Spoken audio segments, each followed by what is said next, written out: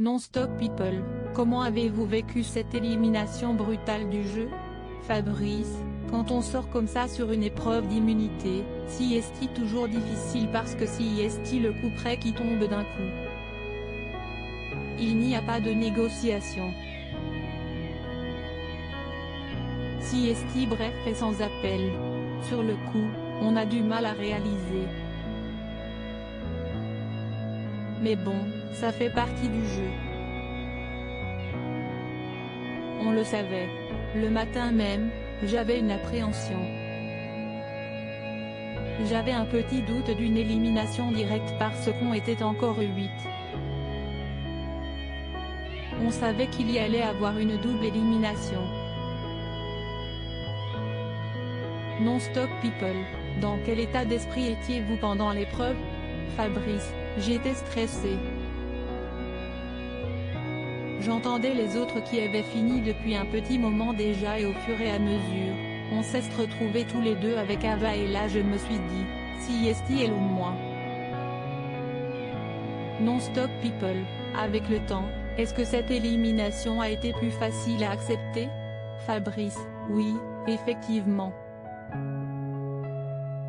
Ma fierté, c'était de ne pas être éliminé par le flambeau que Denis Brognard éteint. On avait aussi eu le même discours avec Bertrand Kamal quand je suis rentré à la résidence du jury final. Il m'a dit, Fabrice, si est la plus belle des sorties qu'on a eues. On n'a été éliminé par personne. Il n'y a aucune rancœur, tu sors la tête haute et tu dis au revoir à tes potes sans amertume. Si est une belle sortie, même si elle a été difficile à accepter. Non-stop people, que représentait Bertrand Kamal pour vous? Fabrice, c'était le deuxième soleil de l'aventure. Il était toujours heureux, toujours joyeux. Quand on l'a à ses côtés, l'aventure est plus facile, plus heureuse. Quand il est parti, ça a assombri l'aventure. C'était un gars exceptionnel. J'ai toujours voté avec le cœur non-stop people. Pensiez-vous aller aussi loin dans la compétition? Fabrice, au début, quand j'ai vu les autres aventuriers, je me suis dit, oula Fabrice, tu ne vas pas durer longtemps, parce que physiquement, tu n'es pas fait comme eux. Je pensais que je n'allais pas faire long feu. Au fil des jours et des semaines, je me sentais de mieux en mieux. Je pensais vraiment aller jusqu'à l'orientation, j'y croyais à fond. Je n'aurais pas dû y croire si fort, parce que je pense que si est pour ça que ma main a tremblé à un moment donné pendant l'épreuve. Non-stop people, qu'est ce qui a été le plus difficile pour vous? Fabrice, le plus difficile, c'était de retrouver ses repères. Pendant 3-4 jours, on ne sait plus où on habite.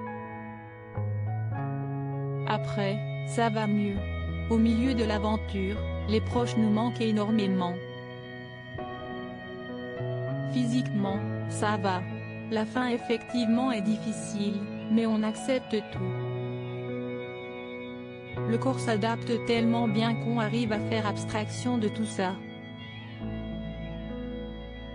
Mentalement par contre, si est plus difficile. Non-stop people, qu'est ce qui vous a fait tenir mentalement? Fabrice, on est entouré, on est soudé dans l'aventure. La nuit, on dort tous l'un contre l'autre, déjà pour se tenir chaud puis mentalement, pour se soutenir. On est tous dans le même bateau donc on se soutient.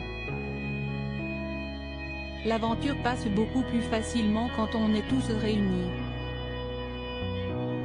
Non-stop people, dans quel état d'esprit étiez-vous avant les conseils? Fabrice, les conseils, c'était tout le temps très difficile pour moi. Dès le début, j'avais du mal à mettre le prénom de quelqu'un dans l'urne. Quand on a dû mettre celui de Marie-France, en plus quelqu'un de notre région, c'était dur. Ces moments-là étaient les moins agréables de l'aventure. Non-stop people, est-ce que vous vous dites aujourd'hui, je n'aurais pas dû voter pour telle personne? Fabrice, non.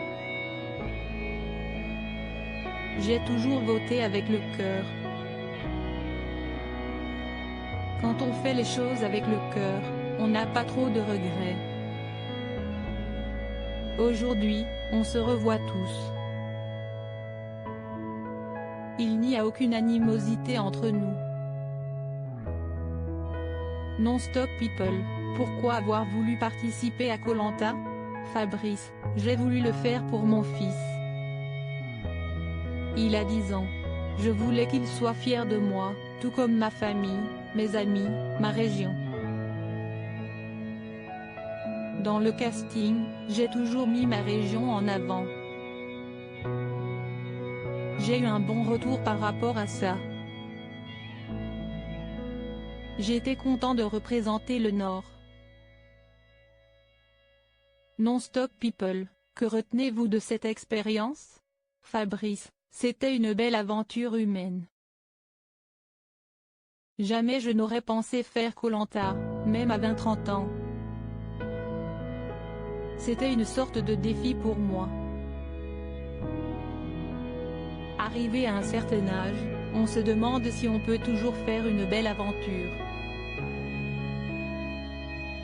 On est toujours apte, il n'est jamais trop tard. J'essaie de véhiculer des valeurs. Quand on raisonne avec le cœur, ça fonctionne bien. Confidence exclusive recueillie par Clara P. Ne pas reprendre sans citer Non-stop people. Par Clara P.